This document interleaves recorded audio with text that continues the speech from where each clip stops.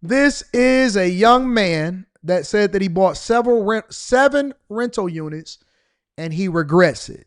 All right. Make sure y'all hit a like. This is probably going to be a lot more financially focused. So if you only focus on the entertainment aspect of it, I appreciate you for coming into the live stream today. We'll be back on after hours tomorrow. We back on tomorrow morning, Friday. Probably not in this part, but probably on a more, chill aspect. And we just going to be kicking it. But this is probably going to be a lot more financially focused, information laced conversations based off of what I've seen in the first minute of this video. And so if y'all want to talk about money, this is the part of the show where we get to the bag. All right, let's talk about it. All the books, all the podcasts, they all say real estate will make you rich. All you have to do is buy it. Rich Dad, Poor Dad, they all talk about buying real estate and passive income. So what I do, I bought a building. And now I'm going broke. I thought this was going to be my big win. I thought I was going to finally get passive income and I was going to be able to have some sort of freedom. But to be honest, I experienced the opposite. My phone doesn't stop ringing because of leaks, plumbing that doesn't work, trash is overfilled at the property, landscaping needs to get done, electrical issues, just like a whole bunch of things that happened. In this video, I'll be breaking down exactly what happened, why I'm losing money, and the lessons I learned the hard way so you don't have to make the same mistakes. This is the breakdown. A business partner of mine found the property. He said that he wanted to partner up on it. We just had to go and negotiate with the sellers. So we met with the sellers, we negotiated the deal. We got it under contract for $555,000. This is my first investment property. So I was super excited. It's a 7-unit. It's 1 building and a 2-family in the back. The building consists of 2 commercial units and then 3 residential units on the top floor, and then the 2-family in the back. So a total of 7 units. Property was currently making 40. So 5 units. It's 5 units of residential. Look like 3 on the top, and then it's a two in the back, and then it looks like it's 2 commercial units at the bottom. And so that is the building that he secured. I don't know the area. I don't know the location. I don't know exactly where he's from. His name is, let me give him a little bit of credit right now, Pablo Ottenwalder Jr. It looks like he got 2,000 subscribers, 2.6 thousand subscribers as of the recording of this video. His name is Pablo Ottenwalder Jr. Shout out to Pablo Ottenwalder Jr. If y'all like this video, make sure y'all go and check him out. Because I think that this is entertaining for me. This is the type of stuff that I like to watch. So let's continue. $600 a month, and I figured all the rents were super low. The guy hasn't raised the rents in years, so I figured I could raise the rents to at least. Let me first say this. I'm not going to go too much into the type of stuff that we talk about inside of the Patreon. I'm going to just give general commentary on this because I reserve that for my bag chasers. Do your due diligence. If a deal seems really good, the first thing that you want to do is you want to do your due diligence. You got to see what the other costs are, why they didn't raise the rents, what's wrong with the location, the building, what type of renters. Do you got Section 8 in there? How long the people has been there? Do you have any problem tenants? You got to look at the numbers. Most people, one of the first mistakes that you make getting into real estate is A, thinking that it's going to make you rich, and then B, not doing your due diligence. 8,000 to 9,000, but if I put all somebody says, why did he raise the rent? Okay, let me give y'all, it's called the BRRRR method, right? It's called the BRRRR method. And basically what it is, and this is not a secret, so I'm gonna just talk to y'all because I usually show my receipts and what my strategy is of why I've invested in real estate. And the Patreon, make sure y'all tap into the Patreon. Link is in the description as well as pinned to the top of the chat.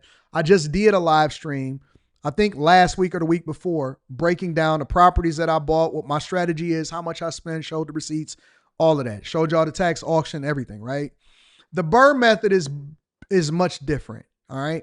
The BRRRR method usually is a rental arbitrage method. And what that is what all of these podcasters used to teach people before everybody started losing their shirt is that you go and you buy a rental property or you buy an apartment, right?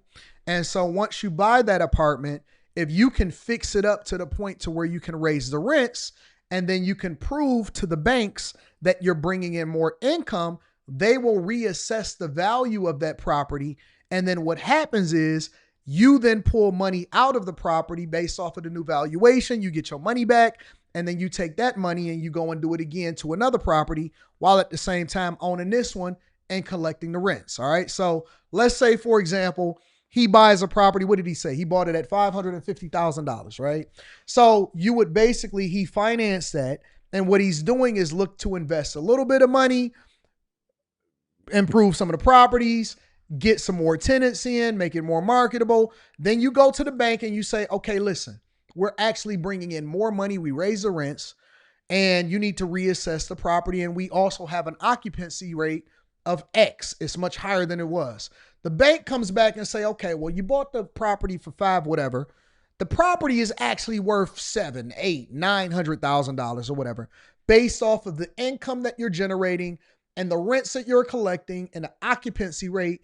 And so it's actually worth way more. So what people will do is now they're doing a pullout, right? They're taking the money, they're doing a refinance, and they're taking the money back out based off of the new assessment. So a lot of y'all sit around and y'all say, well, Anton, the rents is going up. And this is why I keep telling y'all that y'all don't speak the language of money. You're looking at it from a consumer. You're looking at it from a rental perspective. You're looking at it from, what is my life like? I need to move to New York so I can have rental control and all of this other type of stuff, right? And what people are, the reason why your rents are going up is not because of Trump. It's not because of the tariffs. It's not because of any of that. It's because everybody is teaching everybody on why they should be raising the rents so they can go and buy a new Lamborghini.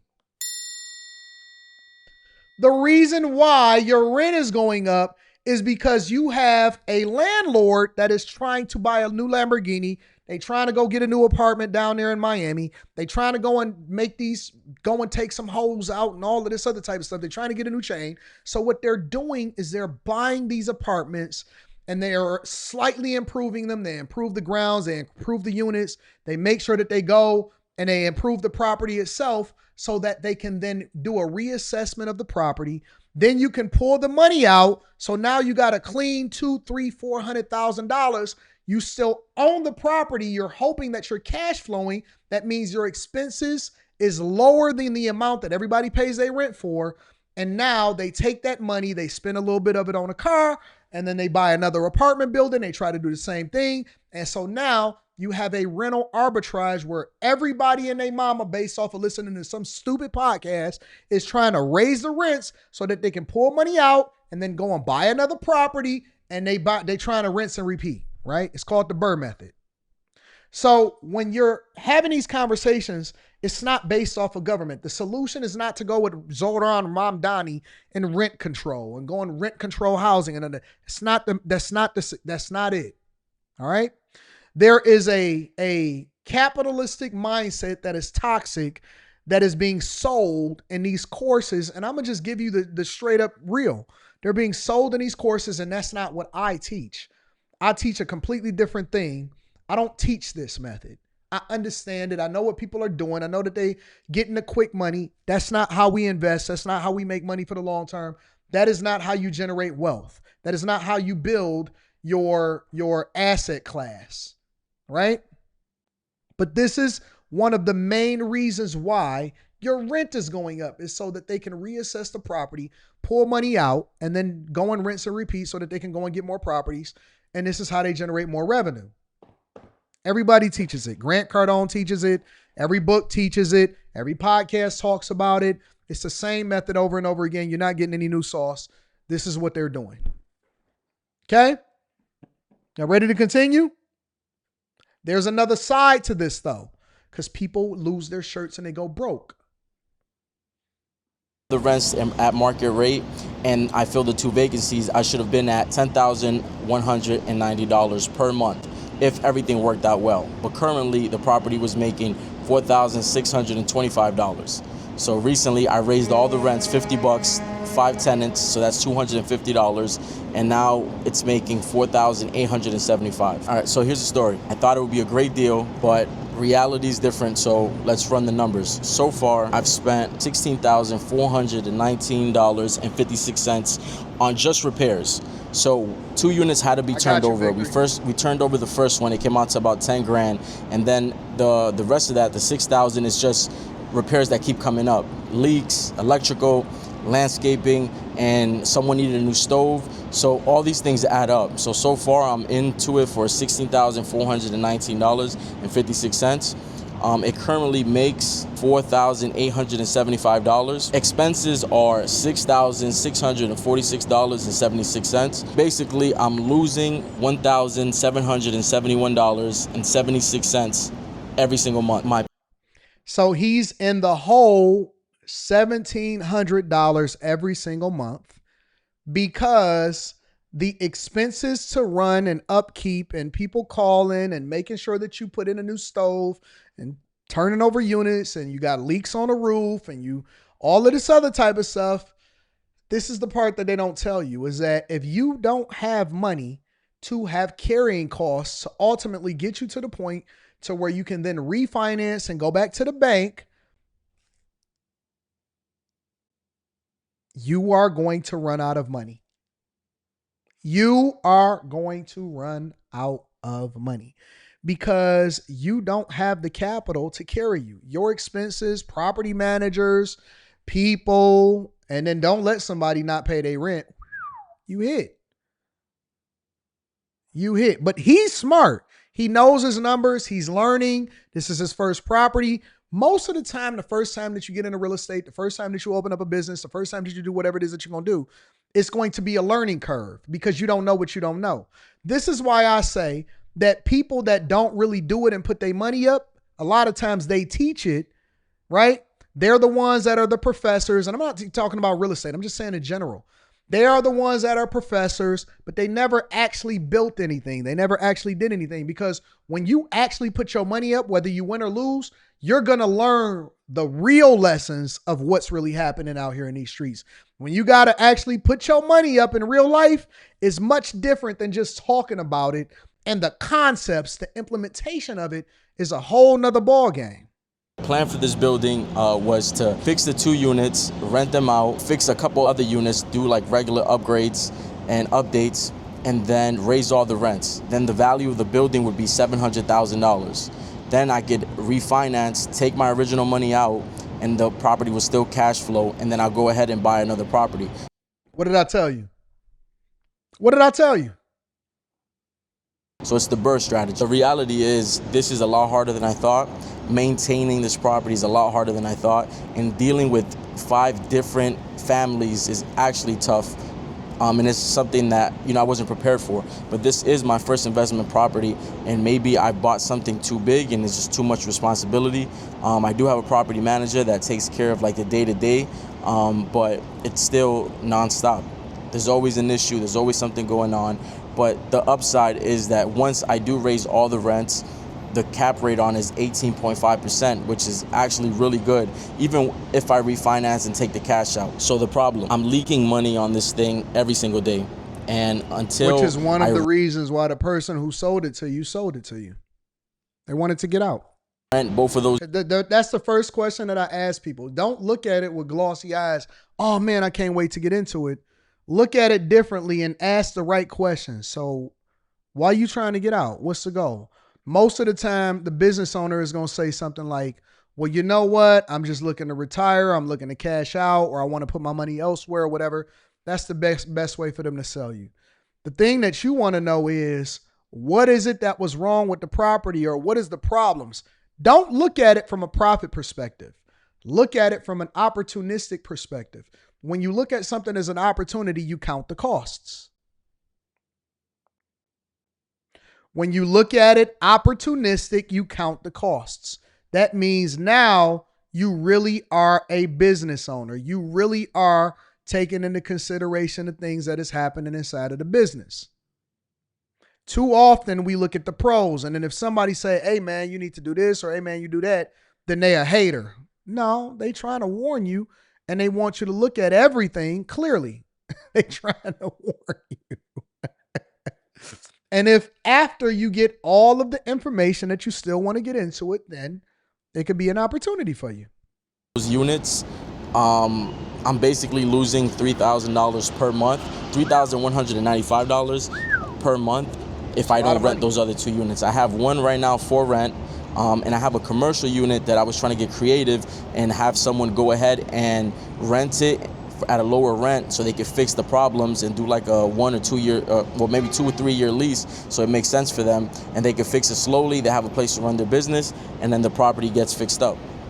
But I got a couple people, but they weren't really qualified, so I had to keep looking. But I think now the only way a lot of times people will get desperate and they'll take a less than qualified renter, and then they'll run into more problems than they would have had they just been patient and try to find the right type of person to rent the property out. Rent that unit and it's much more difficult to find a commercial renter than it is to find a person that needs a place to live. That's why I've been very careful about getting into commercial real estate, because it's very difficult, a lot more difficult to find a commercial renter than it is to find people that need a place to stay. People will always need a place to stay, but it's much more difficult to find a commercial renter. And fix it, and I already got several quotes to fix that unit, and it's going to be roughly $10,000. So it's $10,000 more into that unit, plus the money I already spent, plus the money every single month. So the conclusion is this cost a lot more money than I expected, and I should have budgeted a lot better. The other problem is I'm currently doing 3 other flips, so maintaining these. That's the number one problem that I see people get into, is that they stretch thin. They do too much too fast, and they don't make enough money for them to be able to float whatever it is that they're getting into. And you run out of money. You run out of money. You don't have enough capital. You don't have enough access to capital. You up to your eyeballs in debt. You got money coming out here, money coming out there, money coming out here, money coming out there, and you're not even comfortable investing. A lot of people keep telling me, Anton, you should finance. You can do a lot bigger deals and stuff. No, I'm going to just keep doing it the way that I've been doing it. I'm going to build them cash, put somebody in them, long-term renters, flip the money, roll it into the next deal, and don't do no financing whatsoever. The banks would love to do some financing. The banks would love to do some. I have gotten more calls probably over the last 6 months than I ever have in my entire life from banks. I have gotten more calls from banks that want to assess whether or not we can do business than I ever have in my entire life. And I can't even lie to you. Can't lie to you. I've been tempted to hear their phone calls. I got one that's scheduled soon. Supposedly have a call scheduled next Wednesday. Just see, Anton, just hear me out. I want to see if we, okay, all right, cool, whatever. Sell me on it. But when you get over leveraged, then you got so much coming out, it's gonna be a headache. It's gonna be a headache. Rather take your time, build it slow, let it roll over. Next thing you know, you got a freight train coming. Start slow, and then you get that freight train going. But a lot of times people bite off more than they could. He said he got 3 other flips. You know how stretched your money is if you got 3 other flips? 3 flips with this building is a lot harder than it seems, because cash flow, I need to make more money. So the answer to all this is to make more money. The lesson in all this is more expensive than you think. You're gonna get phone calls randomly at night, any day, Saturday, Sunday, it doesn't matter. People will call you because they're having trouble, and you're the one that's supposed to fix it because you own the property. The one thing I'll do differently is have more reserves, so I'm not really stressing about all these issues, or when the contractor calls me that we need to fix the roof because there's another leak. There's already been 2 leaks on these roofs, on the main building and then on the 2-family. So we have to fix those. So what I would do differently, this is the type of stuff I love. When y'all create content, and it ain't got to be in real estate or anything, yo, the thing that makes it dope is the realistic aspect of it. Like, he's telling his story. He not just out here selling a dream. Yeah, man, I'm out here doing this. No, he talking about the pros and the cons. He talking about the way that he's suffering. He talking about what his problems are. This is dope content. I actually subscribe to him. I don't really subscribe to people that no anymore. I got to actually be able to see the value in that you bring in and be entertained at the same time, because there's too many channels to sift through. I actually subscribe to his channel. I think that he's dope. This is beautiful. Like, this guy is going to be successful.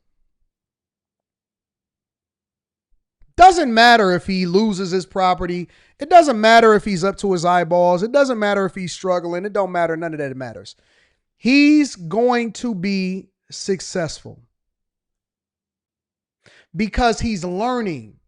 It's not about whether you fail. It's not about whether you get it right every single time. It's about, are you learning so that you go into the next opportunity and you can leverage that information to be more successful the next time. That's the part that people don't understand. It's not about whether you win. It's about whether you learn or whether you fail forward. He's going to be successful in his life. He's going to be a millionaire all day long.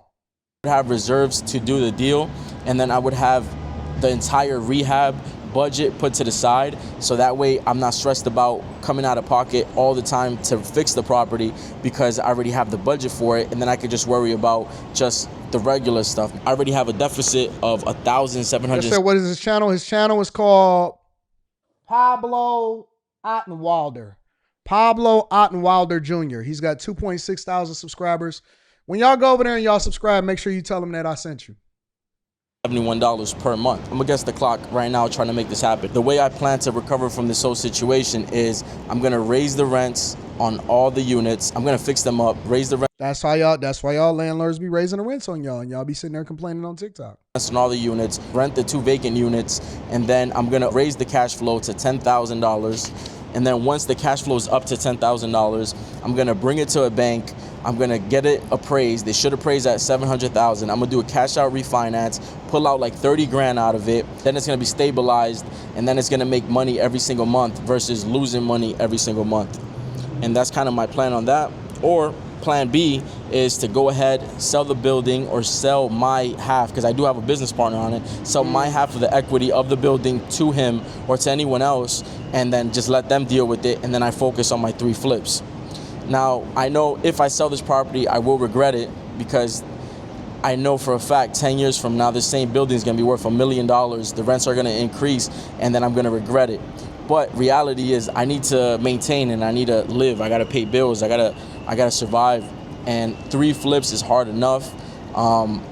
3 flips is hard enough. My main thing now is, do I focus on the 3 flips, try to get all my equity back so I'm not so tight financially, or push forward, work harder, and try to figure out, or even if I got to get a job, I'll get a job just to maintain, because I know once I refinance this building, it'll pay for itself and I can stop bleeding money. So trying to figure that out as I go. And like I said, I'm just documenting everything. But this is how buying investment properties make me go broke. And then the real numbers that I'm dealing with. And then the real numbers you'll deal with once you buy these properties. Because it's just not as easy as, all right, I'm going to buy this property and then boom, I'm rich. I'll be fine. I'm going to have passive income. I'm going to have generational wealth. That's all nonsense. Now this building, even after it's fully rented, it's stabilized, everything is good. If 2 people don't pay rent that month, then I'm back in the red. So it's making me really think, like, how bad do I want to be a landlord? Because I know a lot of people that survive just off this, but they have 100 units, 200 units. So that's what. Yeah, shout out to him. I'm definitely going to make sure I link back to it. His name is Pablo Ottenwalder Jr. He's dope. Again, if y'all go and subscribe, make sure you let him know I sent you. But yeah, a lot of people get into this game and they don't really know what they're getting themselves into, and they get in over their head because they don't have enough money to be able to get to the other side of it. I think that people should start off doing smaller deals, things that they can comfortably cover if there be a situation where, you know, they're not able to sustain, or you have a lull or whatever like that. I think that people should be in that position to do smaller deals and then work their way up to bigger deals. But, you know, it's a learning experience. Everybody get into it for a different reason. I teach something completely different inside of the Patreon. And I'm looking forward to doing a live stream on the Patreon this week. So that information will be in there.